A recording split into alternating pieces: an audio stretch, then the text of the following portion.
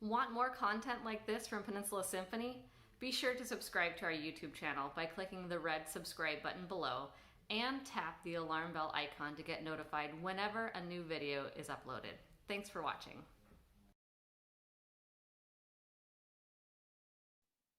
This Peninsula Symphony All-Stars at Home program is dedicated to Mary Gundelach, visionary leader and heartfelt supporter of the Peninsula Symphony for many decades. As such, this is designated as another Charles Gundelach Memorial Concert. On behalf of everybody at the Peninsula Symphony, thank you, Mary Gundelach.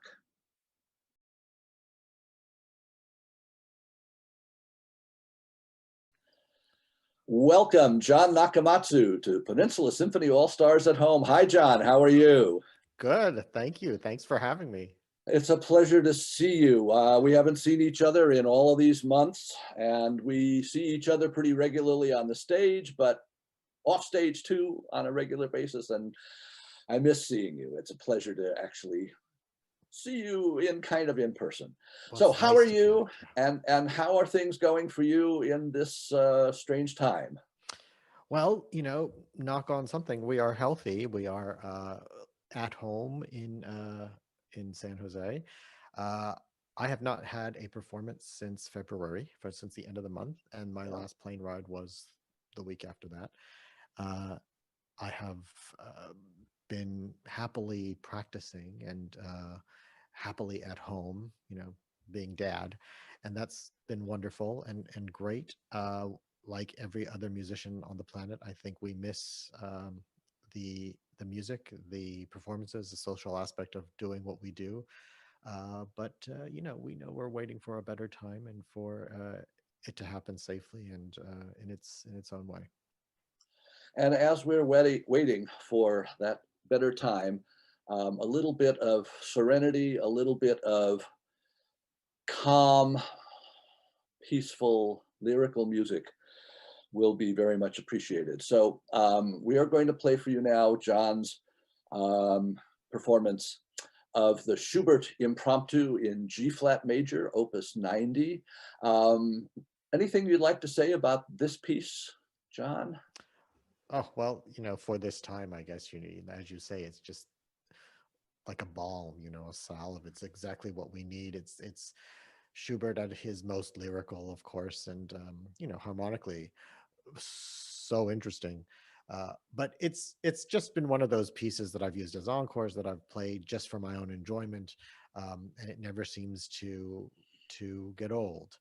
Uh, it's interesting because the term impromptu implies this, you know, improvisatory quality and um, maybe even a freedom.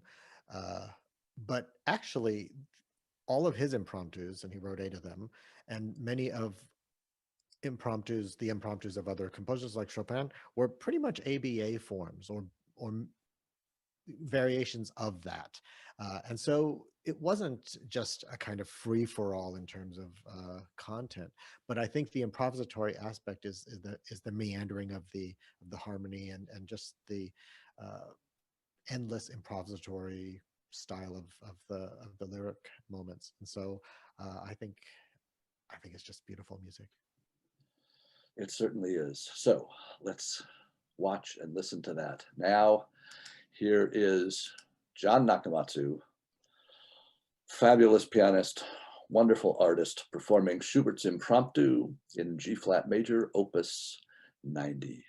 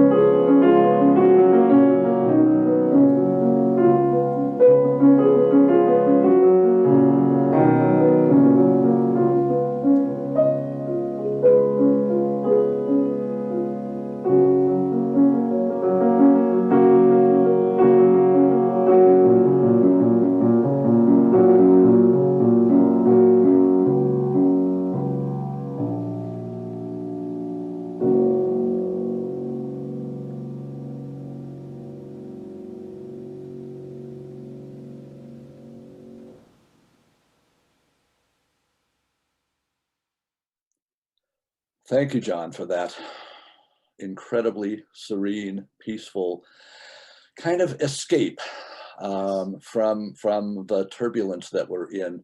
As we're recording this, we're 2 weeks before an election. We are in the middle of a spike in coronavirus cases and an escape to a world that we normally live in with its own trials and tribulations.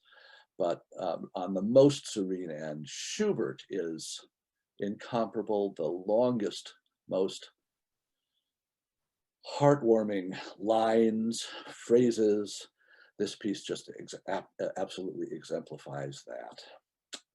So thank you for that beautiful, beautiful performance of that. Sure. We have had the pleasure of each other's company for many years now. And as I think back, I think you've been soloist with the Peninsula Symphony 5 times now. We're looking forward to the next one, which we hope will be in March of 2021. It's a little iffy right now. Right. And that will be the Tchaikovsky Concerto, the second time we will have done that together.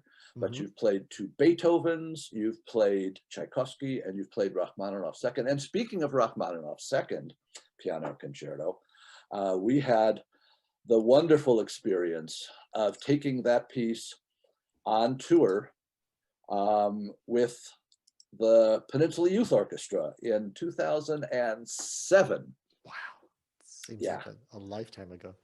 And that was just one of the most pleasant concertizing experiences I have ever had. I know you've done a lot of these, but Jon Nakamatsu was our soloist for a youth orchestra tour in the summer of 2007, in which we played concerts in Prague and another city in the Czech Republic, and we were in Budapest, and we were in Vienna. And let me see if I can screen share something right now. Here we go. Let me know if you can see this on the screen. Have you got that, Jon? I do see that. I remember that's Dvorak Hall. Wow. That is Dvorak Hall. There we are. One of the most fabulous concert halls in the world. Here we are together playing the Rachmaninoff Second Piano Concerto in the concert hall that possibly has the best acoustics in the world, some of the best acoustics in the world. And as I zoom in a little bit, we can see Jon Nakamatsu playing and me conducting, and playing timp, and the other head above the crowd is my daughter, Liz Klein, who was a percussionist in PYO for that period of time, and was the percussionist in this piece of music. So a lot of wonderful family history. That's great. When Jon was on tour with us, he was so wonderful with the members of the orchestra. We traveled by bus, and Jon would sit in the back of the bus with all of the students, having the most interesting conversations. He was just a magnet for young musicians who were excited to have a chance to talk with a very, very great musician. And I do remember that when we were in Vienna, we were looking for a place for you to have a chance to practice for a while, and somebody found a connection into a private flat where somebody had a very fine piano, and it was hot and humid. It was in the summer, it was in late June. And you were taken over to this place, and you opened up the piano and started practicing, and the keyboard was all kind of clammy. Do you remember this story? Vaguely, yeah. I remember something like this, yeah. and it took you a while to sort of clean up the keys, because it was just so humid. Everything was just kind of hot and clammy. And I remember you coming back to the bus when we all met up again after you'd had your practice session, and we had a tour of some place in Vienna. And you talking to the kids and said, "Oh my God, it was so gross. It was so gross." You were That was so life-changing. incredibly wonderful with the members of the orchestra. They just adored being with you. And of course, the idea of performing with Jon Nakamatsu on stage was just fantastic. And we also had wonderful personal experiences. I'm going to see if I can share another picture here. Here we are Oh, at wow. a restaurant in I remember Budapest. that. Of One of the course. parents on the tour was born in Budapest and had emigrated, I guess, in '56. Mhm. The great transformation when the Russians invaded Prague. And so he took us out for a couple of meals, and he really knew Hungarian wines. And there we are enjoying a meal with a special Hungarian wine. And I also remember that you um, took a number of pictures of some of the dishes that we ate, um, like, for example, this, because your brother, who is or was a chef, you sent a lot of pictures of That's what we right. ate I did. back home. I did. We ate well. I remember that too. We did. Um, and then just one more picture to share of the tour. Um, Here we go.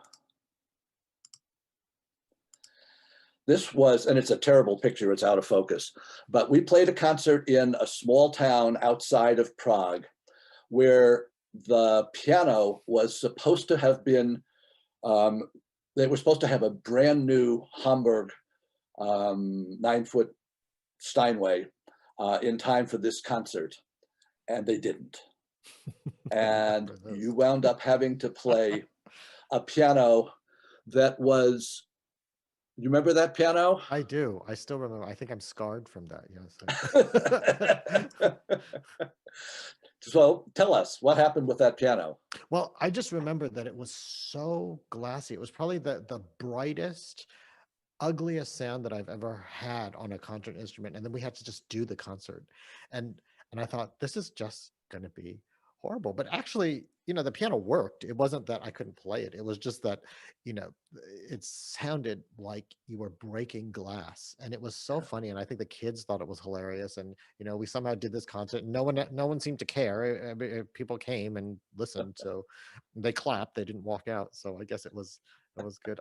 That whole tour, it was just wonderful, and congratulations to the whole organization, because basically the tone is set, by all the people who go along, the chaperones, and of course you, and Patty, and just it was so neat to see the kids act so professional on stage and so kid-like off the stage. And for me, all of these funny things happen, like where at first they're so scared of me that no one talks to me, and it basically takes one person to just, like, one little mouse to just walk to the other side and talk to this cat. And then soon, I remember what broke the ice was that one of your musicians ended up pushing me on a luggage cart at the airport when we arrived to Europe. And that just, yeah, that was, from there on, I was not sleeping in the hotels anymore.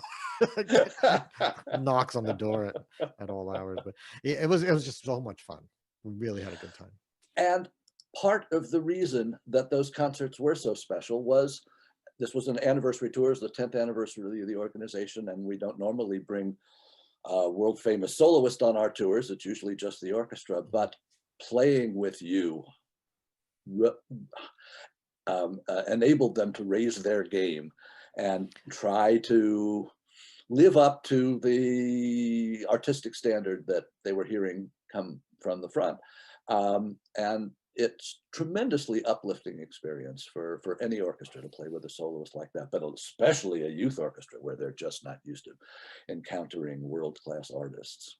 Well, it goes both ways, because it's inspiring for me to play with them, and to hear how seriously they take it, and to enjoy these concerts so much, and to just be so excited going on stage and afterwards. You don't always get that in the professional world. It becomes a job, and of course you take it the standards are a little different, but the, you know, the enthusiasm and just this love to doing what they did was infectious. So I was very grateful to be a part of that. And that process of making music together in a completely committed way, which, as you say, doesn't always happen, is the thing we live for. It is Absolutely. that mind meld, that ability to somehow hear and anticipate and match and combine ideas of phrasing and shaping and structure and so forth.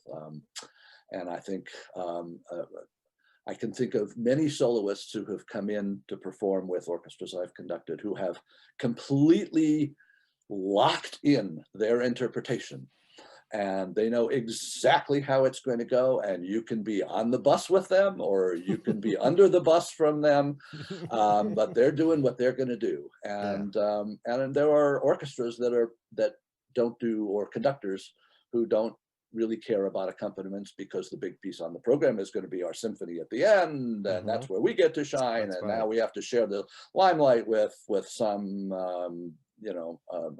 fancy soloist type. And so I'm sure you've run into those, and I've run into soloists, but honestly, of all of the soloists I ever work with, you are the most collaborative, the most fun to work with, and it's just a continuing pleasure. It's my pleasure. Thank you. Thank you for So having me. And again and again, and into the future. That's Good. what we look forward to. So I'd like to hear a little bit, because we've never, all the times we've been chatting, never really heard your perspective on the Van Cliburn competition that you won in 1997, if I remember correctly. Right. The possibly world's most prestigious piano competition, launching pad for many careers. Curious to know what your most salient recollections of that experience were. Well, you know, as all competitions, if you have 30 people participating, you have like one person who's really happy and 29 who are not, right? So fortunately that year I was really happy. but that came all rather unexpectedly. You know, I had been, of course, competing since I was very young, but as you know, anything that you do in a subjective field is unpredictable. There are no prescribed paths. There's not a, you know, like this prescription to getting somewhere or getting better, or, you know, you just work at your art and hope that someday somebody notices you or gives you a chance. And, you know, so there's an element of being in the right place at the right time. And certainly for me in 97, that was the case with the Cliburn. I mean, I had even applied 4 years before, and I wasn't even let into the competition. So for me to even be there competing in the first round was really exciting for me. And I thought, if this was where it ends, that's great. And then So somehow, did that make it somehow less of a pressure situation for you? I think all things considered, you know, it equals itself out. In some ways, yes. And as you might remember, I was actually working in a different profession completely. I was teaching high school at St. Francis, you know, and I was a German teacher and teaching language. Yeah. And so I had another life. But I also knew that the time for success at a major international competition was almost up, because at the time I was 27, and for most of these major events you're out when you're 30. 30 is the top age. Some of them have increased their level now, but and they only happen every 4 years. So that's right. Most of do the them math. This was your last shot at this one, and this for is sure. It was my last Cliburn, and I had maybe a couple more years of competitions in me, and then I had planned to actually stop playing, because at some point you have to decide, you know, what's more important to you in your life, you know, chasing something that's not going to happen, or finding happiness another way. And I think you really can, because, you know, this world is an amazing place. But, you know, so I felt the pressure of having maybe one more shot at this, tempered then by the fact that I could do something else. There were other things that I was interested in. And So I don't know how to really answer that question, but you really do feel the pressure that, you know, you really don't have many chances left, and in any situation. So uh, for me, getting to the first round was amazing. Passing the first round was even more amazing because I didn't think I played very well. And then the second in the semifinals, I got to play with the Tokyo String Quartet, which was like a dream. Yeah. And I thought, again, if this is how far I get, I can't say that my life has been all wasted. I got to play with the Tokyo, uh, and then I made it to the finals, and somehow I won, and that was just unfathomable. And I think it shocked the musical establishment as well because there weren't as many people doing two things at once back then. I think now it's a little bit more common, um, but you know, again, I think it just underscores the fact that there's no one way to do anything, especially in our profession, and that if you stick with it at some point, you know, somebody will give you a shot, and that was my time. And I have to say that because of that, we are having this conversation right now, and Right. I am very, very grateful for that moment, but also for all the moments that led up to that, because I think that all the past losses and the things that I had to go through in order to get to the point where I could um, find success in that way,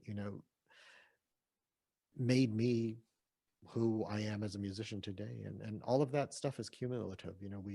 We grow from every experience. So And uh, it broadens you. It gives you absolutely, the that's depth to know what you want mhm, to say in music. right. If music is not playing pieces, it's That's right. expressing the depth of who you are and the breadth of your experiences through the music. And that is the other part of this. Um, People who win big time competitions often go on to lengthy and wonderful careers, as you have, but they also sometimes wash out Hmm. because their breadth of experience, their depth of understanding beyond what it takes to Hmm. have one fabulous success may not be there. And I Hmm. think it's a testament to who you are as a person and complementarily as a musician, that your career has only broadened over the years and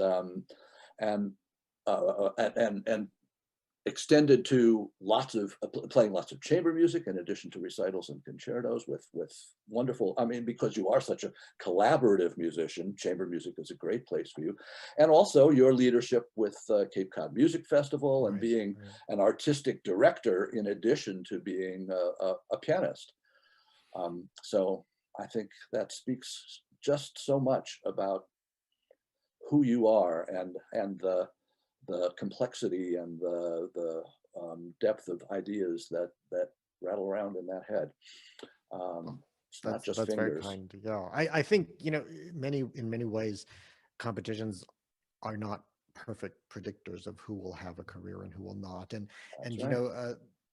I think the career also is not just those who are performing in public, and make that the primary source of their uh, primary focus of their career.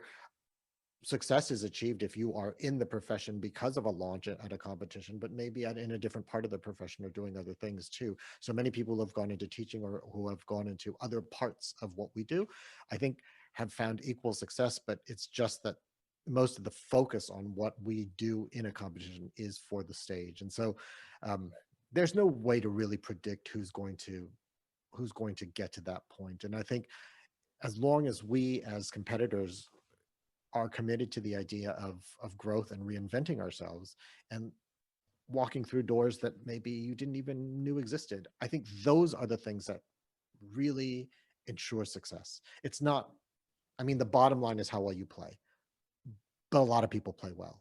A lot of people are great musicians. There are wonderful pianists all over the world, but not everybody will have the same type of career. So, Yeah. uh, you know, I always tell students, just be prepared to walk through a different door, and then suddenly your life changes. And it nothing, if you're doing it with thought and careful consideration, there's no wrong decision. Absolutely. Speaking of constantly reinventing, you've come back to the piece that we're going to conclude today with, the Chopin Fourth Scherzo in E. And we're going to listen to that in a moment. This is music that you've played a lot, and I assume has sort of been a touchstone through all of your pianistic life. Yeah. Go ahead. Well, actually, you know, I grew up loving, of course, the music of Chopin. I mean, most pianists do, but there are certain pieces that I learned when I was young that I never really took on the road until recently, and this is one of them. This was one that I really hadn't performed much in my youth. I learned all the scherzos. You know, you learn all these pieces, and and you study them. You may play them once, but then other things happen, and I mean, there's so much repertoire.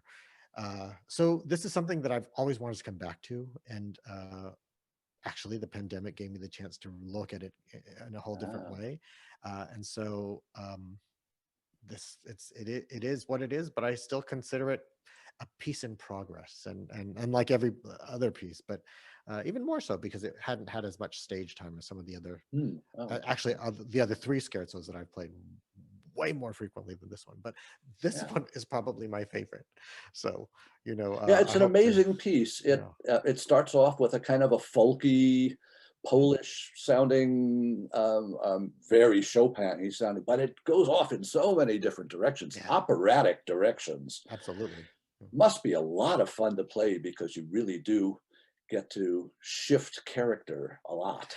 You do. And the funny thing is that it's the least muscly of the four. You know, like the other ones are really just kind of, you feel almost like anger, you know, it's so dramatic and so overtly expressive. This is the opposite, and in some ways that's its difficulty, because it's so effervescent and kind of floating around and lyrical, and but yet these passages are supposed to be, you know, really, really finely controlled. And so that's I think the challenge, you know, and but it's a treasure trove, really. So let's listen now and watch as Jon Nakamatsu plays the Chopin Fourth Scherzo in E, Opus 54, I think. Jon Nakamatsu, here we go.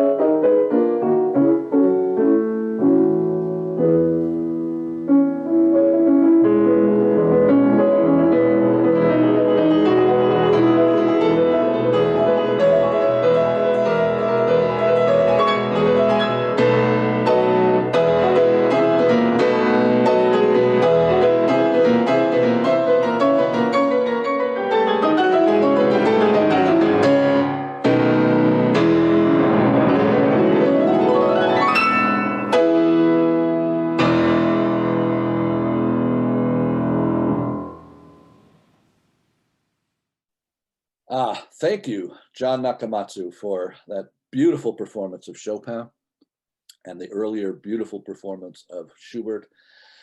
It is always renewing and inspiring and uplifting to hear you play. And you are one of those artists who just take on the soul of the composer at every moment. You just feel transported listening and watching you play. So it's always just a great pleasure. Thank you. And always fun to see you. I hope we get to see each other and have dinner and maybe so. even make music soon in the new year. That would And be great. I wish you and your family as comfortable and as pleasant a time over the next few months as possible. And we will see you, I'm sure, at some point in the new year. Thank you. Thank you so much, man. Thanks, Jon Nakamatsu. Thanks to everybody watching. Bye-bye. Bye.